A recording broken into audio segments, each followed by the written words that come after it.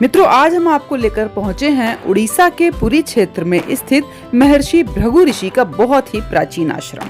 और यहाँ पर हम आपको बता दें कि महर्षि भृगु जो हैं वो हमारे सप्त ऋषियों में से एक हैं और इन सप्त ऋषियों में से एक होते हुए उन्होंने एक बहुत ही सुंदर रचना की जिसे कि भृगु संहिता के नाम से जाना जाता है। साथ ही भृगु ऋषि का जगन्नाथपुरी से सीधा संबंध है। जगन्नाथ मंदिर से जुड़ी पौराणिक कथाओं में है कि जहां भृगु ऋषि ने भगवान विष्णु को प्रसन्न करने में महत्वपूर्ण भूमिका निभाई थी। स्कंद पुराण के अनुसार भृगु ऋषि ने ही शंख, चक्र, गदा और पद्म का प्रयोग करके भगवान विष्णु को प्रसन्न किया, जिसके परिणाम स्वरूप भगवान जगन्नाथ की उत्पत्ति हुई और उनका पवित्र स्थान पुरी बना। ये संबंध भृगु ऋषि के तप और भगवान विष्णु के प्रति उनके समर्पण को दर्शाता है, जिससे जगन्नाथ धाम की स्थापना हुई। इसके अलावा बताते हैं कि जो भगवान विष्णु की छाती पे जो एक पैर के पंजों का निशान है वो भृगु ऋषि का है। तो ये सारी कहानी क्या है, ये सारा कुछ हम आपको बताएंगे और साथ ही हम भृगु ऋषि के आश्रम के और बहुत सी सुंदर मूर्तियों के भी दर्शन कराने वाले हैं। तो चलिए चलते हैं उड़ीसा के पुरी क्षेत्र में भृगु ऋषि जी के आश्रम में।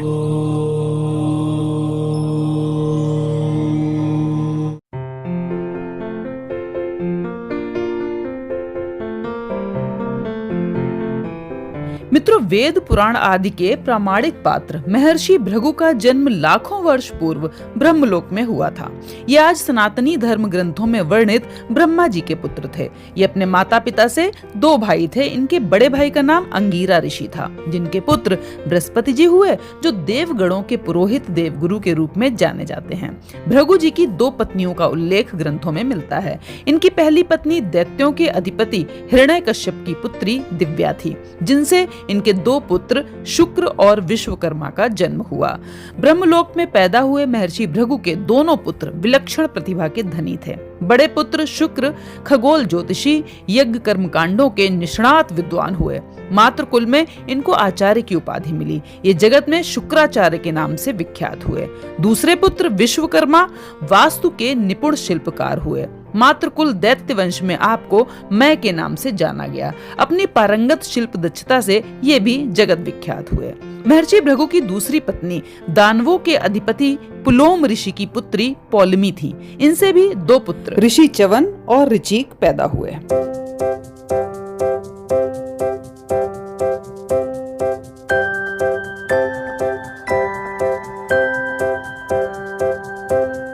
मित्रों, जगन्नाथपुरी के चारों तरफ का जो मार्केट एरिया है उसमें घूमते घूमते आपको बहुत सारे मंदिर दिखाई देंगे और अलग अलग तरीके के अलग अलग डिजाइन बने हुए बड़े सुंदर प्राचीन मंदिर हैं। तो ये आप देखिए, यहाँ पर लेफ्ट साइड में मुझे एक ये मंदिर दिखाई दे रहा है। क्योंकि इसमें ताला लगा हुआ तो मंदिर से दर्शन नहीं कर सकते, बाहर से ही दर्शन कराते हैं आपको। ये देखिए, बहुत ही सुंदर मंदिर है। और इसी के राइट साइड में है ऋषि भृगु का बहुत ही बढ़िया सा आश्रम। तो यहाँ पर जब राइट साइड हम देखते हैं तो हमें बाहर से एक मूर्ति दिखाई दे रही है दूर से ही, लेकिन ये जो रास्ता है ये अंदर जाने का रास्ता नहीं है, रास्ता आगे की तरफ से है। तो पहले हम आपको यहीं से मूर्ति थोड़ी सी दिखा देते हैं, फिर आगे की तरफ से चलते हैं और हम ऋषि भृगु का जो आश्रम है, मेन जो गेट है, उधर से हम चल के आपको सारा दर्शन कराते हैं और आगे की सारी बातें भी बताते हैं।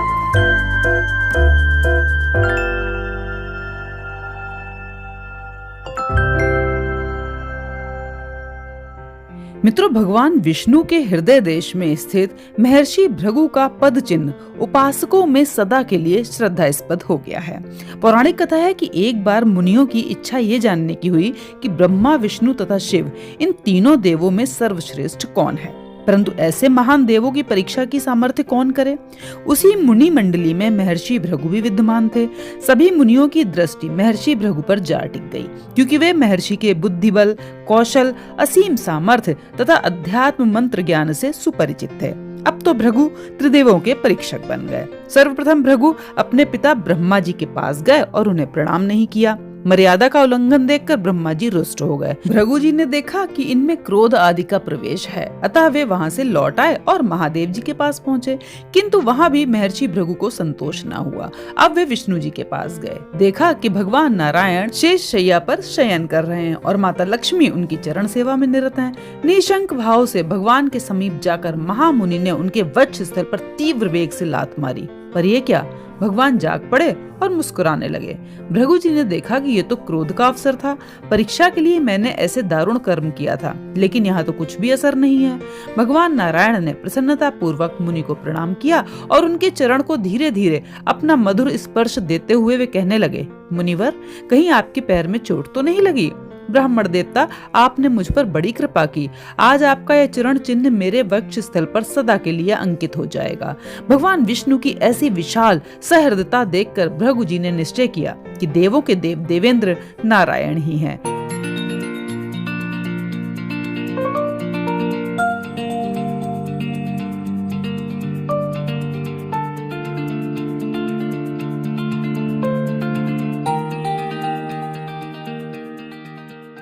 और यहाँ पर आश्रम में प्रवेश करते ही लेफ्ट हैंड पे हमें सबसे पहले दिखाई दिया एक बहुत ही प्राचीन कुआं।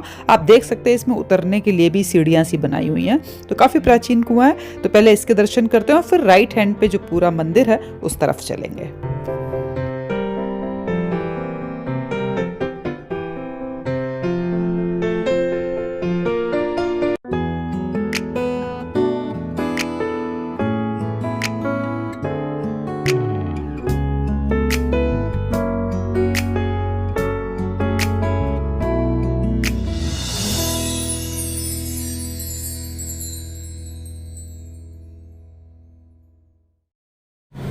महाप्रभु है ना, वो वाला जगन्नाथ महाप्रभु का माने मामूल बाड़ी। हाँ हाँ। माने इसका जागर। अच्छा। वो महाप्रभु जो लोग का प्राण ठीक से ना निकल पाए। अच्छा अच्छा अच्छा। में परेशान होते हैं। हाँ हाँ। तो उसके पास आज के ठाकुर के पास पौना भोग करने से पौना भोग इनको लगाने तो प्राण आसानी से निकल सकते और हैं। जो अस्त्र है ना, खड़क धर रहे हैं। हाँ हाँ हाँ। इस खड़क का माने अस्त्र का पानी लेके अच्छा, पिलाया जाता है। अच्छा, ये कुआं है, इसी का जल आता है ये सारा। तो इन्होंने अपनी हिंदी जैसे भी ये बोल सकते थे, क्योंकि यहाँ पे उड़िया भाषा ज़्यादा बोली जाती है, तो इन्होंने ये बताने की कोशिश की है कि जगन्नाथ भगवान का जो पौना भोग होता है वो यहाँ पर लगाने से और यहाँ के खड़क का जल ग्रहण करने से जिन लोगों की भी मौत अच्छे से नहीं हो पा रही, मतलब अटकती है प्राण, जैसे कि जल्दी नहीं मर पा रहे, बहुत बीमार हैं और जो चाहते हैं कि हमारे प्राण आसानी से निकल जाएं, इस तरीके का कुछ होता है, तो वो यहाँ पे आके भोग लगाते हैं और यहाँ का जो खड़क का जल है वो प्रयोग करते हैं, तो उनके प्राण आसानी से निकल सकते हैं। तो ऐसा इन्होंने हमें बताया है। बहुत पुराना है ना, बहुत पुराना मंदिर है ना। हाँ।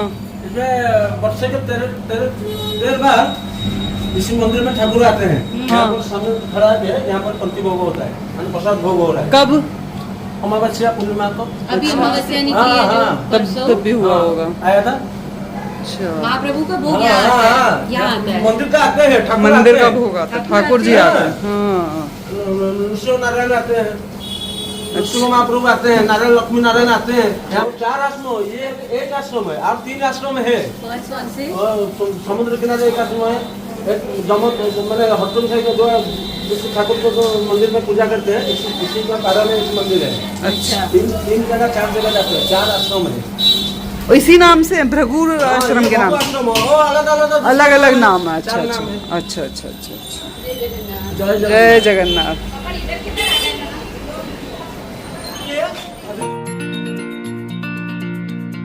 तो मित्रों, इतने महान ऋषि के महान स्थान के दर्शन करके हम निकल आए हैं बाहर। उम्मीद ही नहीं, पूरा विश्वास है कि आपको ये दर्शन बहुत ही अच्छे लगे होंगे। तो इस जगन्नाथपुरी की एक एक जगह ही बहुत ही पावन है। तो मैं मिलती हूँ आपको अगले वीडियो में एक नई जगह और नई जानकारी के साथ। तब तक के लिए जय श्री जगन्नाथ।